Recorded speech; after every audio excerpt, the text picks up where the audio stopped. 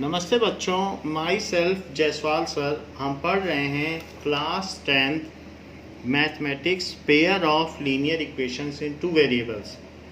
Last class में हमने exercise 6.3.6 के फर्स्ट क्वेश्चन को कर लिया था। अब हम इसी के आगे कुछ स्टेटमेंट बेस्ड क्वेश्चंस करते हैं इसी के कंटिन्यूएशन में। सो एग्जाम्पल 19 में कहा गया है कि ए boat goes 30 kilometre up stream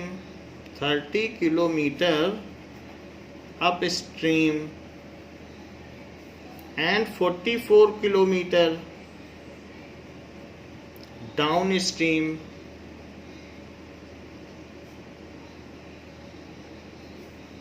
in 10 hours.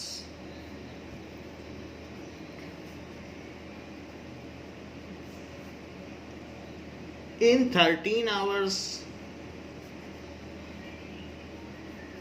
it can go 40 kilometer upstream. It can go 40 kilometer upstream and 55 kilometer downstream and 55 kilometer downstream. Determine the speed of the stream. Determine the speed of stream and that of boat in still water, and that of boat in still water.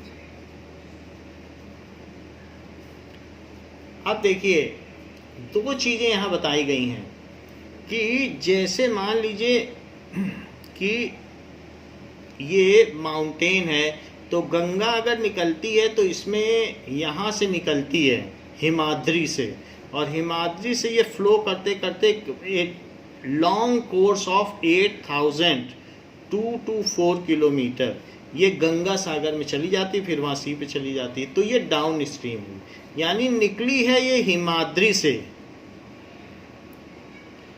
और गई है गंगा सागर में। गंगा सागर, इसी पे कहा भी गया है हिमाद्रि तुंग संग से प्रबुद्ध शुद्ध भारती। तो हिमाद्री से निकली है और फिर गंगा सागर में जा रही है, तो ये डाउन स्ट्रीम है। वाटर हमेशा अप स्ट्रीम से डाउन स्ट्रीम जाता है, और ये जो हाइट है जो यहाँ से जहाँ से निकली है हिमाद्री से, ये 2000 किलोमीटर है। सो 2000 किलोमीटर का स्लोप वो 8224 किलोमीटर के स्पैन ऑफ जो इसका रनिंग कोर्स है या रूट में वो तय करती है। तो अगर मान लीजिए यहाँ से रिवर फ्लो कर रही है तो ये डाउन स्ट्रीम कहा जाएगा। This is called down stream. तो अगर मान लीजिए सिर्फ यहाँ बोट को छोड़ भी दिया जाए तो भी बोट अपने आप जाती हुई गंगा सागर में चली जाएगी, तो डाउन स्ट्रीम है। उसको अगर आप उसको रोइंग करते हैं तो आपकी अपनी बोट की भी स्पीड होगी और रोइंग की भी स्पीड होगी, दोनों जुड़ जाएंगी। तो कोई भी चीज़ अगर डाउन स्ट्रीम में जा रही है तो वाटर डाउन स्ट्रीम में तो अपने आप फॉल करता है। मान लीजिए कि डाउन स्ट्रीम में अगर ये 4 किलोमीटर पर आवर से वाटर जा रहा है, down stream speed of water, इसको क्या कहेंगे?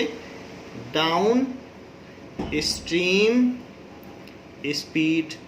बोट को हमेशा इस स्पीड से ज़्यादा स्पीड रखनी पड़ेगी, नहीं तो वो कभी वापस नहीं आ पाएगी। वापस आने के लिए अगर बोट की स्पीड, ये देखिए स्टिल वाटर में बोट की स्पीड, अगर स्टिल वाटर में अगर वो रोइंग भी करता है तो उसके पास एक रोवर होगा। तो यहाँ पर जो आदमी बैठा है वो रोइंग करेगा और उसकी स्पीड मान लीजिए 8 किलोमीटर पर आवर है इन स्टिल वाटर। लेक के पानी में, झील के पानी में चल रहा है।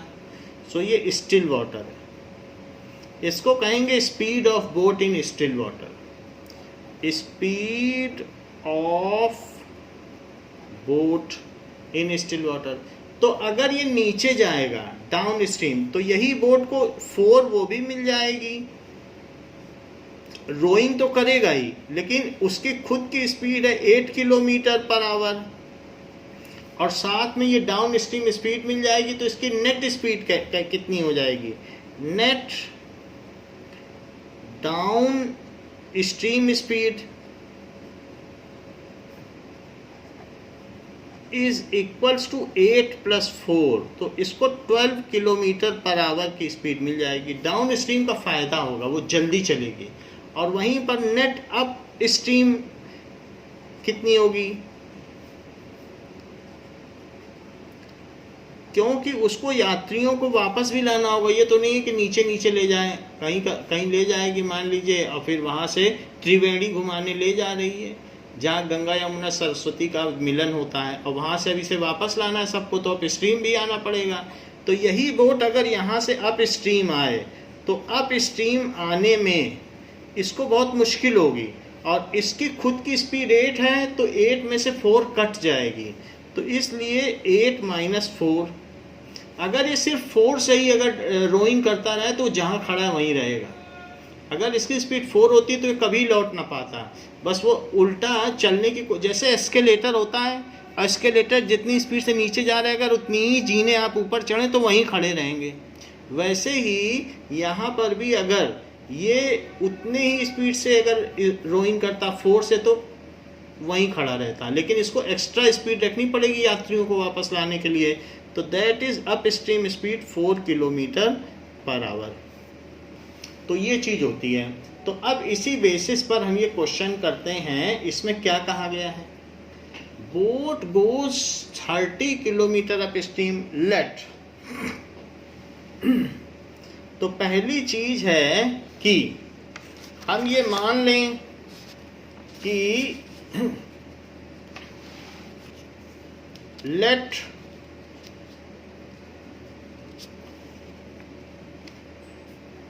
Speed of boat in still water, तो बोट के स्टिल वाटर में क्या स्पीड है ये माने। Late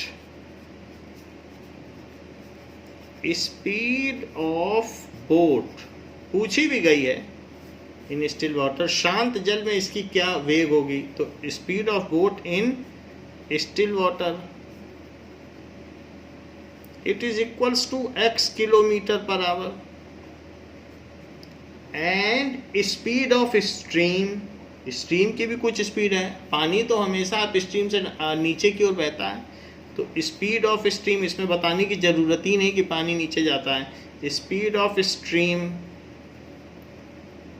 is equals to y kilometre per hour. तो ऐसे केस में down stream speed of boat क्या होगी? अगर नीचे जाएगा सागर की तरफ, down stream speed of boat is x + y kilometre per hour. Up stream speed of boat is x - y। ये बात ध्यान रखिएगा, बोट की स्पीड हमेशा ज़्यादा होनी चाहिए, हमेशा, तभी नाविक जो है पानी में नाव चला पाएगा, और अगर कम रखेगा तो लौट नहीं पाएगा कभी, फिर गंगा सागर ही जाएगा सीधा। तो अप स्ट्रीम स्पीड हमेशा, यहाँ बच्चे गलती करते हैं y - x कर देते हैं, सारा सवाल गलत हो जाता है। तो बोट की स्पीड में से आपको कम करना है, तो बोट की स्पीड में से आपको स्ट्रीम की स्पीड कम करना है। So that is this much kilometre per our, उतनी माइनस हो जाएगी, उल्टा चलेगा धारा के विपरीत दिशा में। तो हमेशा स्विमर, जो आप लोगों में स्विमर हो वो भी ध्यान देते होंगे कि अगर वाटर फ्लो कर रहा है तो उल्टा चलना कितना मुश्किल होता है, और वाटर के फ्लो की डायरेक्शन में कितना तेज चल लेते हैं। So a boat goes 30 kilometre up stream, तो कितना टाइम लेगी, और 44 kilometre downstream in 10 hours. So case 1 लो, केस 1। सो टाइम क्या होता है? टाइम होता है डिस्टेंस अपॉन स्पीड। क्यों? क्योंकि स्पीड होती है डिस्टेंस अपॉन टाइम, तो टाइम इधर ले आओ, तो डिस्टेंस जैसे ये है ना, speed is distance upon time, time इधर ले आओ, वी नीचे ले आओ, ये फार्मूला बन गया। तो 10 किलोमीटर जो है वो क्या है, टी डाउन और plus T up is equal to 10 kilometre. वो अपने यात्रियों को नीचे भी ले गया है नाविक, और फिर वापस भी घुमा के लाया है, और ऐसा करने में उसको 10 घंटे लग गए। डाउन गया और अप गया, तो 30 किलोमीटर अगर वो नीचे गया और 30 किलोमीटर अप गया और 44 किलोमीटर डाउन गया, तो अब ये चीज़ कर लें। नाउ डाउन कितना गया है जरा देखिए, तो डाउन गया है 44 किलोमीटर।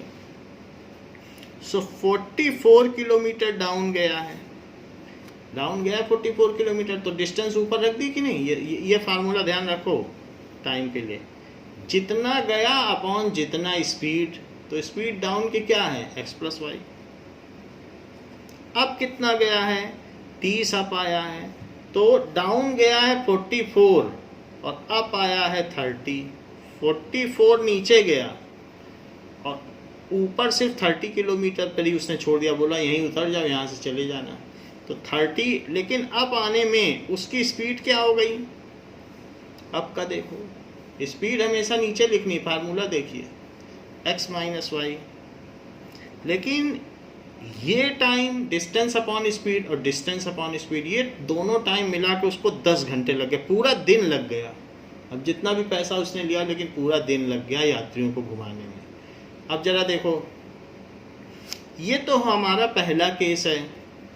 सेकंड केस और भी है, it can go 40 kilometre up stream. उसके पास दूसरी स्कीम भी है, कहता है मैं 40 किलोमीटर ऊपर तक ले जाऊंगा, 55 किलोमीटर नीचे ले जाऊंगा। 55 किलोमीटर नीचे, 55 किलोमीटर नीचे और 40 अप। दूसरी स्कीम भी वो बता रहा है कि 55 किलोमीटर मैं नीचे ले जाऊंगा और 40 किलोमीटर मैं ऊपर ले जाऊंगा, ऐसा भी वो कह रहा है। तो कहता है उसमें 13 घंटे लग जाएंगे। सो 55 डाउन, डाउन वाला पहले लिखो, और उसमें उसको ये डिस्टेंस अपॉन स्पीड, इतना टाइम लग जाएगा, डिस्टेंस अपॉन स्पीड। और अब 40 अप जा रहा है, तो अप में तो धीमे ही चलेगा, तो उसकी स्पीड ये है। स्पीड हमने लिख दी ना कि दोनों जुड़ जाती है डाउन स्ट्रीम में, और अप स्ट्रीम में माइनस हो जाती है जो वाटर स्ट्रीम है। तो ये किया है, ऐसा करने में उसको 13 आवर्स लग जाते हैं अगर लंबा स्पैन लेता है। ये सेकंड इक्वेशन है। Let 1 upon x plus Y is p, 1 upon x minus Y is q। तो ये ले लिया। ऐसा करने से 45p हो जाएगा, सॉरी 44p प्लस 30q 10 हो गया, और 55p plus 40q is equals to 13। ये फोर्थ हो गई। सो थर्ड एंड फोर्थ हो गई। अब इसको हमें सॉल्व करना है। नाउ ये 30 है, ये 40 है, तो पहली इक्वेशन में 4 से मल्टीप्लाई कर दो, दूसरे में 3 से कर दीजिए। तो 4 से करिए, 176p प्लस 120q, 4 से कर रहा हूँ, इट इज इक्वल्स टू 40, और इसमें 3 से कर दो तो 165p और plus 120q is equals to 39। अब इन दोनों को, जो कि 5th एंड 6th इक्वेशन हो चुकी हैं, इसको सब्ट्रैक्ट कर दो, क्योंकि जो इक्वल कोफिशिएंट्स वाले वेरिएबल हैं वो सेम साइन के हैं, तो सब्ट्रैक्शन ही होगा और सबके साइन चेंज होंगे। तो यहाँ अगर आप देखें तो 11p इज इक्वल्स टू 1, बड़े वाले का साइन आएगा, बड़ा वाला 40 है, तो p क्या हो गया, 1/11 हो गया। जबकि हमको p मिल चुका है तो हम q निकाल लें। So 44p plus 30q is equals to 10। p की वैल्यू डालो, 1/11 plus 30 Q is equals to 10। 11 से काट दिया तो 4 बचा, तो 4 plus 30 Q is equals to 10। So 30 Q is equals to 10 minus 4। So 30 Q is equals to 6। तो क्यू क्या हो गया? 6/30। क्यू की वैल्यू हो गई 6/30। अब देखो, इससे इसको कट कर दो तो 1/5। तो Q कितना हो गया? 1/5। अब जबकि P और Q आ चुके हैं तो P की जगह वैल्यू डालो। So P is equals to 1/11 and Q is equals to 1/5। ये है P है 1/x plus y is 1/11 and 1/x minus y is 1/5। Inverting इन दोनों को पलट दो। तो इन्वर्ट करने से क्या होगा? इन दोनों पक्षों का व्युत्क्रम लेने पर x प्लस वाई 11 आ गया एंड x माइनस वाई 5 आ गया। So x plus Y 11 x minus Y 5, इन दोनों को सिंपली ऐड कर दो तो 2x कितना आ गया? 16। तो x कितना आ गया? 8। अब जबकि x 8 आ चुका है तो हम x minus Y is equals to 5 है, इसमें x की जगह 8 डालो। 8 minus Y is equals to 5। y उधर ले जाओ तो 8 minus 5 is equals to Y. तो y कितना हो गया? 3। तो y की वैल्यू 3 हो गई, यानी speed of stream is 3 kilometre per hour and speed of boat 8 है। बोट की स्पीड तो वैसे भी ज़्यादा होनी थी। So speed of stream is 3 kilometre per hour and speed of boat is 8 kilometre per our. ये दोनों बातें हम लिख लें। चलिए,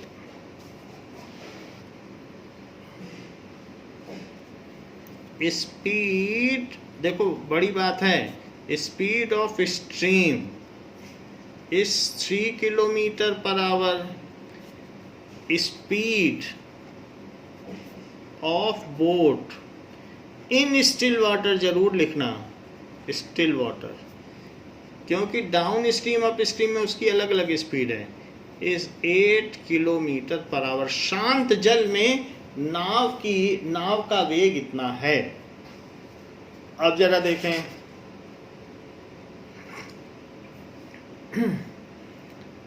हम एक्सरसाइज 3.6 का सेकंड क्वेश्चन लेते हैं जो कि स्टेटमेंट बेस्ड है। इसमें बताया गया है, इसका first part, Ritu can row down stream.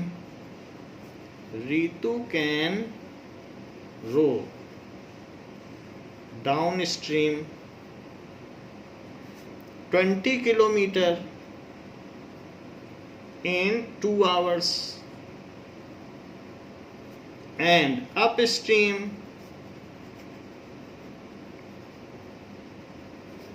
4 kilometers in 2 hours। आप देख लीजिए, उसको 2 घंटे में 20 किलोमीटर डाउन चली जाती, लेकिन अप स्ट्रीम आने में हालत ख़राब है, 4 ही किलोमीटर आ पाती 2 घंटे में। So find her speed of rowing. Find her speed of rowing.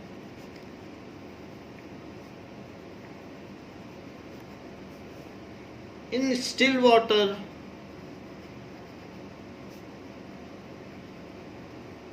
and speed of water current, और जल धारा का भी वेग पूछा है, speed of current.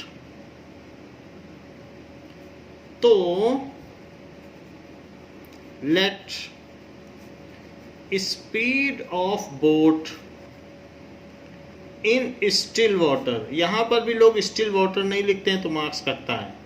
Still water is x kilometre per hour और speed of stream, water stream is y kilometre per our.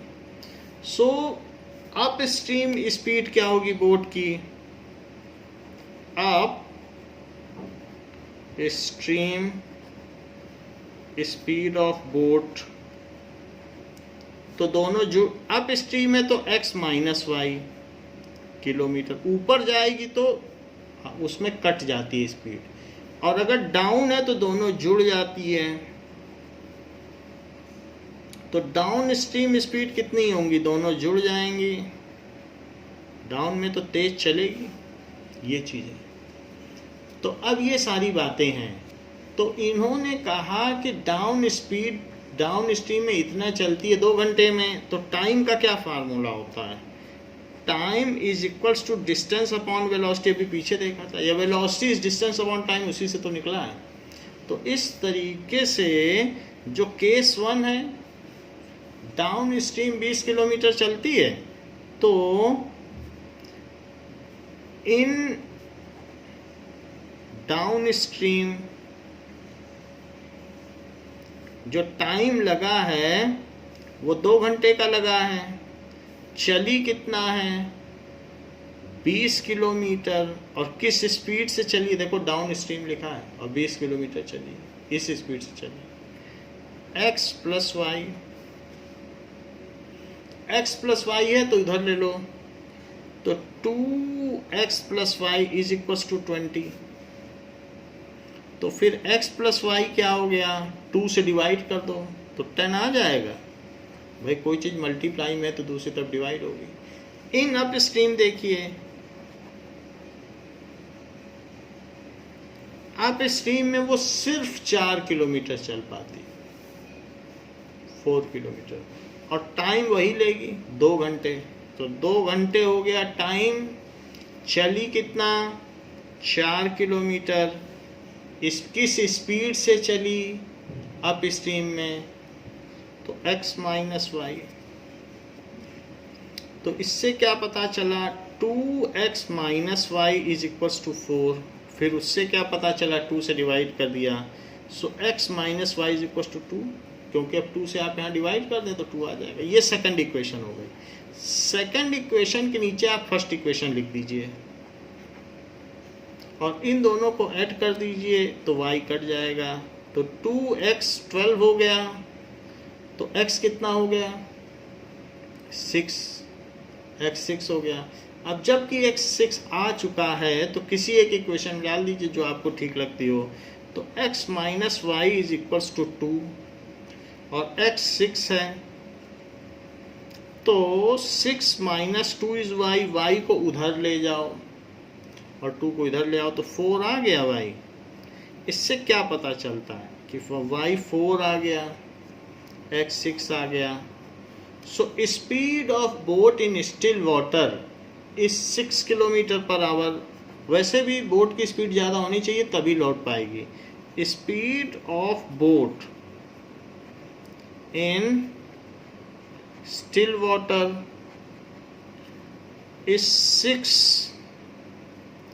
Kilometre per hour and speed of current या stream is 4 kilometre per hour. तो ये बात हो गई। इसी का second part दिया है। तो सेकंड पार्ट क्या दिया है?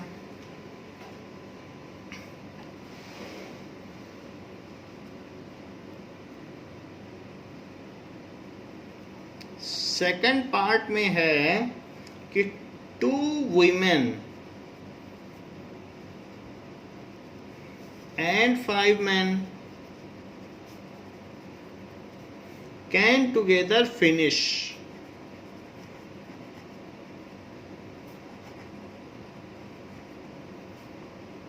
an embroidery work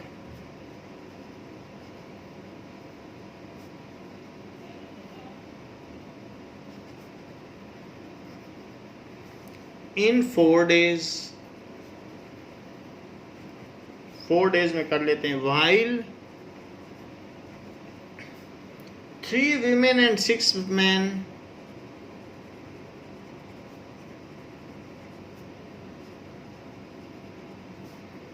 can finish it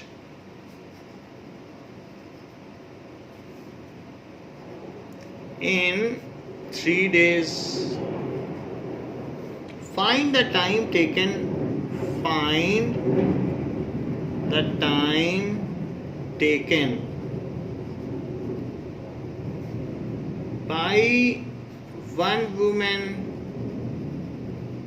and alone to finish the work. अगर एक स्त्री काम को करती है तो one women alone to finish the work,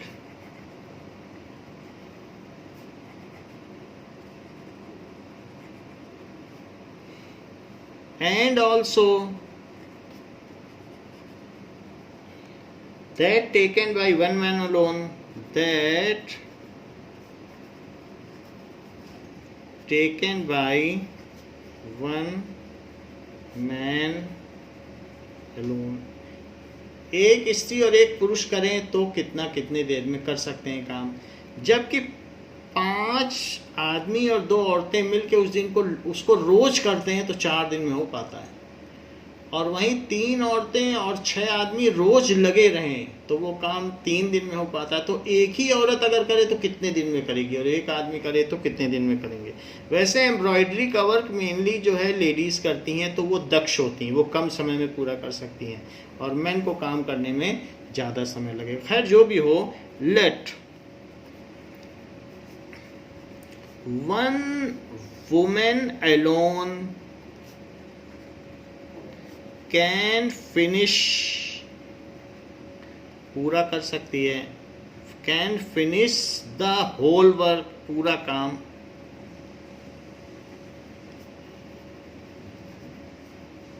in X days।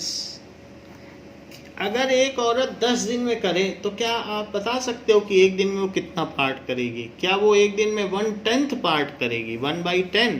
तो हाँ, 10 दिन में अगर आप 4 दिन में किसी काम को कर पाते हो तो एक दिन में कितना पार्ट करोगे? 1/4 कर पाओगे। रोज 1/4 काम करोगे तब जाके 4 दिन में पूरा कर लोगे। तो जितने दिन में करती है वो औरत, तो एक दिन में कितना करेगी? सो इन 1 डे, X डेज में एक काम करती है तो एक दिन में कितना काम करेगी? 1/X। सीधी बात, इसको चाहे तो आप उल्टा लिख दें, इन X days she finishes 1 part, पूरा पार्ट कंप्लीट कर लेती है। सो इन 1 डे में वो कितना पार्ट पूरा करेगी? यूनिट फैक्टर मेथड है तो 1/X पार्ट, एक दिन में इतना करेगी। Let one man alone can finish work in Y days। Y days में पूरा करता है। तो अब उल्टा लिखो, in Y days he finish या finishes 1 पार्ट वर्क, पूरा काम कर लेता है। तो एक दिन में कितना करेगा? इन 1 डे तो 1/Y पार्ट, 1/Y पार्ट कर पाएगा। एक दिन में एक लेडी 1/X पार्ट कर पाएगी, एक दिन में एक आदमी 1/Y पार्ट कर पाएगा। लेकिन वहां तो 2 वुमेन है और 5 मैन है। सो 2 women in 1 day complete, 2 women in 1 day complete 2/X part. भाई 2 लग जाएंगी, ये 1/X पार्ट एक औरत करती है तो 2 औरतें 2/X part. And 5 men in 1 day complete, 5 आदमी लग जाएं तो 5/Y पार्ट। ये तो एक दिन में 2 औरतें और 5 आदमी 2/x प्लस 5/y पार्ट करेंगे। सो इन 1 डे पार्ट कंप्लीटेड कितना हुआ?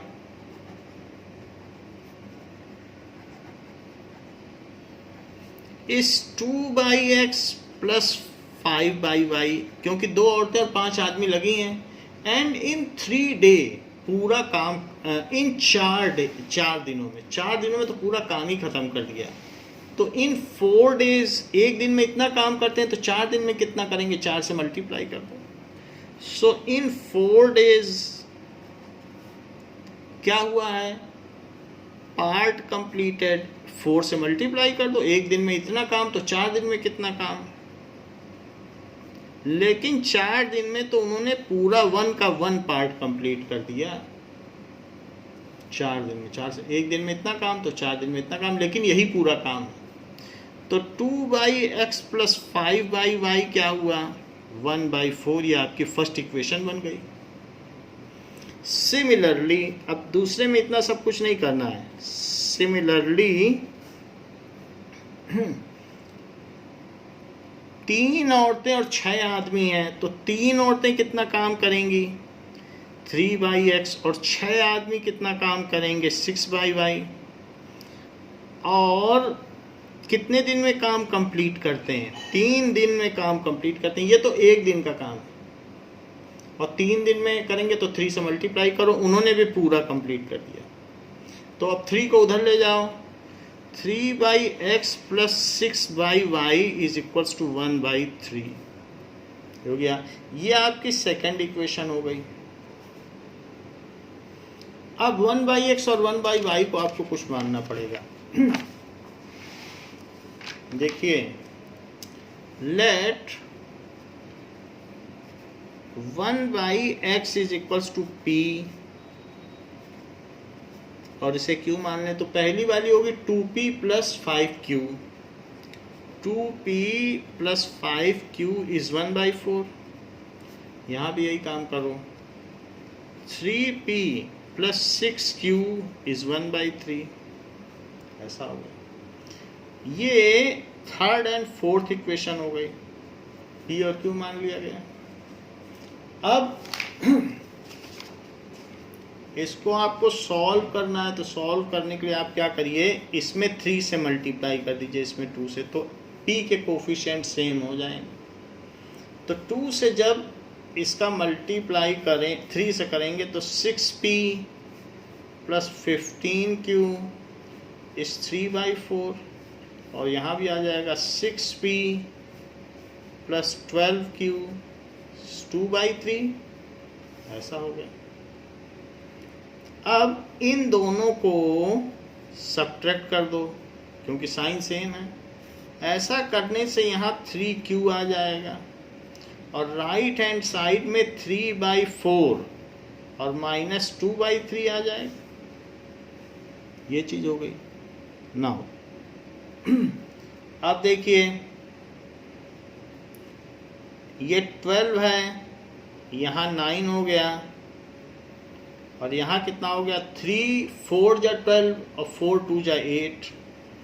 तो 3q is equals to 1/12। So q क्या हो गया? 1/12 इंटू 3 नीचे जाएगा, तो 1/36 हो गया। q से हम p निकाल सकते हैं। कोई भी एक इक्वेशन ले लो, मैं ये ले रहा हूँ third. 2p plus 5q is 1/4। So 2p plus 5 into 1/36, q की वैल्यू है ना 1/36, ये देख लो, यही वैल्यू यहाँ डाली है। It is 1/4। So 2p is 1/4। तो 2p क्या हो गया? 1/4 माइनस 5/36। यदि 36 इनका लघुत्तम समापवर्ती लिया जाए, एलसीएम लिया जाए, तो 4 9 जा 36, और यहाँ 5। तो इस तरीके से 4/36 आ गया। 4/36 क्या होता है? 1/9, तो P क्या हो जाएगा, 1/9 है और नीचे 2 और ले जाओ तो 1/18। लेकिन आपने Q और P किसे माना था, 1/x को P माना था, 1/y को Q माना था, तो वही चीज़ लिख दें फिर से कंटिन्यूएशन में। So P is equals to 1/18 and Q is equals to 1/36। ठीक है, so 1/x is equals to 1/18 and 1/y is equals to 1/36। Inverting दोनों तरफ व्युत्क्रम लेने पर x is equals to 18, y is equals to 36। One woman alone can finish the embroidery work in 18 days। तो कसीदाकारी का कार्य एक औरत अकेले पूरा काम 18 दिनों में समाप्त कर सकती है, जबकि एक पुरुष अकेले 36 दिनों में समाप्त कर सकता है। So one women alone can finish the complete work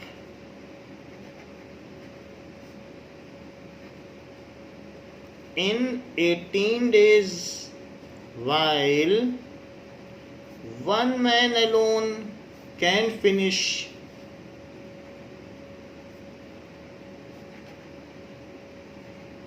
it in 36 days। इस सवाल में 5 नंबर बहुत कम बच्चे पा पाते हैं, क्योंकि या तो वो लास्ट का स्टेटमेंट गलत कर देते हैं या इनिशियली स्टेटमेंट ठीक नहीं लिखते। तो अगर 10 बच्चे टेस्ट देते हैं तो 1 या 2 बच्चा ही इसको पूरे नंबर पा पाता है, नहीं तो बाकी लोगों को 4 मार्क्स ही मिल पाते हैं। तो इसलिए आप ध्यान दीजिएगा कि इसमें जो टेक्निकल पॉइंट्स हैं वो आपसे कहीं छूट ना जाए। बाकी चीज़ें देखिए। Now third part, Ruhi travels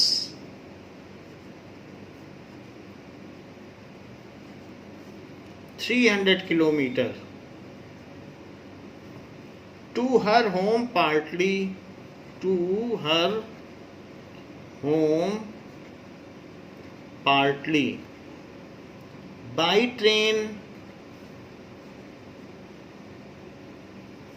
and partly by bus and partly by bus। She take 4 hours if she travels 60 kilometer by train। She takes 4 hours, उसे 4 घंटे लगते हैं। 4 hours if she travels 60 kilometer by train। 60 kilometer by train, 300 kilometre में अगर वो 60 kilometre train से चले और 240 किलोमीटर बस से चले तो 4 घंटे लग जाएंगे। And the remaining by bus, and the remaining by bus. If she travels 100 kilometre by train, if she travels 100 kilometre by train, अगर ट्रेन से 100 किलोमीटर चले, and remaining by bus, and remaining by bus, और बाकी चीज वो बस से चले। शी टेक्स 10 मिनट्स लॉन्गर, तो उसे 10 मिनट ज़्यादा लगते हैं। शी टेक्स 10 मिनट्स लॉन्गर, उसको इतना समय ज़्यादा लगता है। तो आपसे पूछा जा रहा है find the speed of train and bus separately. Find the speed of train and bus separately.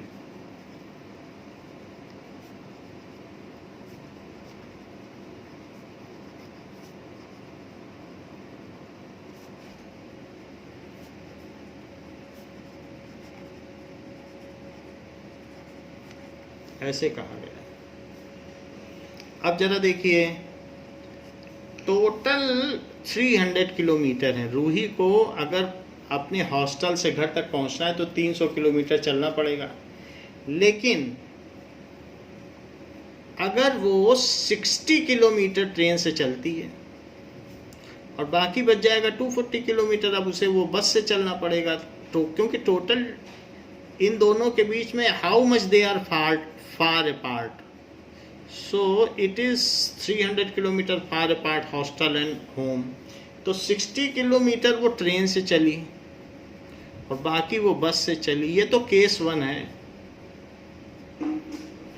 Let speed of train is x kilometer per hour and speed of bus is y kilometer per hour। तो उसको कितना time लग जाएगा? So total time is t1 plus t2। Total time कितना लग जाएगा? It is t1 plus t2। लेकिन ये बता दिया गया है कि 4 घंटे लगे हैं उसको। और t1 क्या है? d1 by X plus d2 by Y. जितनी जितनी डिस्टेंस चली है, क्योंकि टाइम क्या होता है, टाइम का मैं फार्मूला आपको बता दूं, d बाई वी। तो कुछ समय उसने जो ट्रेन में बिताया, कुछ इसमें बिताया, तो d बाई वी है। वेलोसिटी दोनों की अलग है, ट्रेन की है, ये बस की है।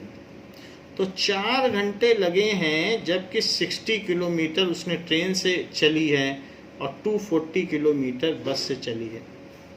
तो ये आपकी फर्स्ट इक्वेशन हो गई कि 60 by X plus 240 by Y is equals to 4। ये पहली इक्वेशन हो गई। जरा केस 2 देखिए।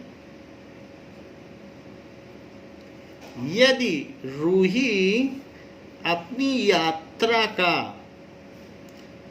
1/3 भाग यानी 100 किलोमीटर ट्रेन से पूरा करती है और बची हुई 200 किलोमीटर यात्रा का भाग बस से पूरा करती है, तो ऐसी स्थिति में उसको 10 मिनट ज़्यादा लगते हैं। She takes 10 minutes longer to complete her journey.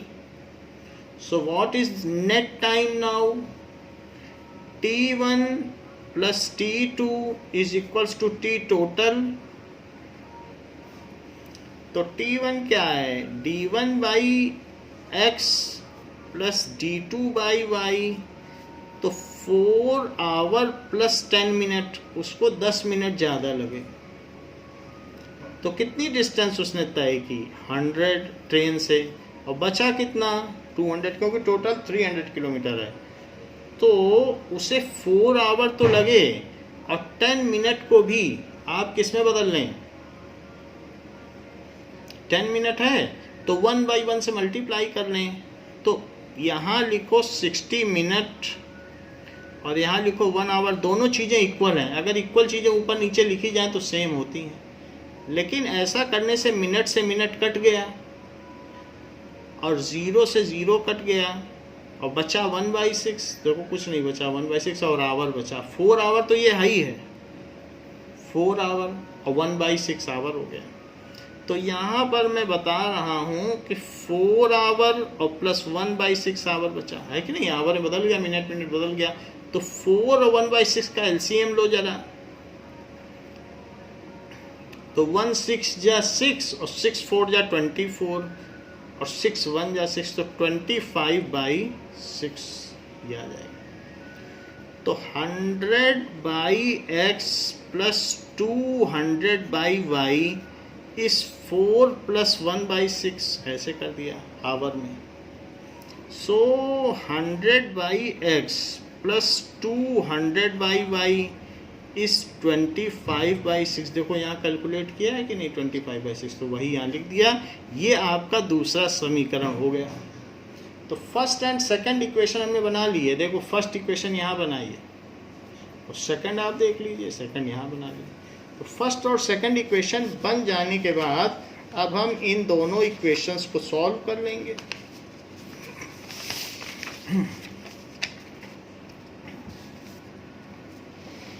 एक बार हम फिर से दोनों इक्वेशन लिख लेते हैं। Now that is 60/x plus 240/y is 4 and 100/x plus 200/y is 25/6। ऐसा हो गया। Let 1/x is equals to p and 1/y is equals to q। यदि हम ऐसा ले लें, so 60p plus 240q is equals to 4 and 100p plus 200q is 25/6। ऐसा हो गया। 60 है तो इसको, ये थर्ड इक्वेशन हो गई क्योंकि आपने इसमें वैल्यू डाल दी। अब इसमें आप क्या करें, 10 से मल्टीप्लाई करें। 10 से मल्टीप्लाई करोगे 600 हो जाएगा। अच्छा, इसमें किससे मल्टीप्लाई करो, 6 से, तो भी 600 हो जाएगा। और इसमें 10 से करोगे तो 600 हो जाएगा। तो 10 से करो, 600p plus 2400q is equals to 40। यहाँ 6 से करो तो 600p प्लस 1200q और 6 से 6 कट जाएगा तो 25। ऐसा करने से ये फिफ्थ और ये सिक्स्थ इक्वेशंस हो गई। चूँकि p के कोफिशिएंट सेम साइन के हैं इसलिए हमें सब्ट्रैक्ट भी करना पड़ेगा, तो कट गया। और यहाँ 1200q बचा जबकि यहाँ 15 बचा। तो q कितना हो गया, 15/1200। 15 8 जा 120 और 0, तो q कितना हो गया, 1/80। तो q की वैल्यू आ गई। q के आ जाने से इसको किसी भी इक्वेशन में रखकर हम p पा सकते हैं। तो 60p plus 240q is equals to 4। तो आप ऐसा करें कि q की वैल्यू 1/80 डाल दें। ऐसा करके यहाँ 3 मिलेगा। तो 60p की वैल्यू हो जाएगी 4 - 3, क्योंकि 3 है, 3 को उधर ले जाओ। तो 60p 1 हो गया। तो बताइए p क्या हो गया, 1/60। जबकि p और q हमको मिल चुके हैं, तो p और q के मिलने के बाद हम p is 1/60 and q is 1/80। तो p की जगह आप 1/x डाल लें, क्योंकि ये ट्रेन की स्पीड है और 1/x को p माना गया था, तो 1/60। एंड इसकी जगह 1/y डाल लें, तो 1/80 inverting. So x is equals to 60 and y is equals to 80. Speed of train is 60 km/h and speed of bus is 80 km/h. Speed of train is 60 km/h and speed of bus is, बस तेज चल रही है, 80 km/h। तो इस class के लिए बच्चों इतना ही। नेक्स्ट क्लास में हम एक्सरसाइज 3.7 करेंगे। थैंक यू बच्चों।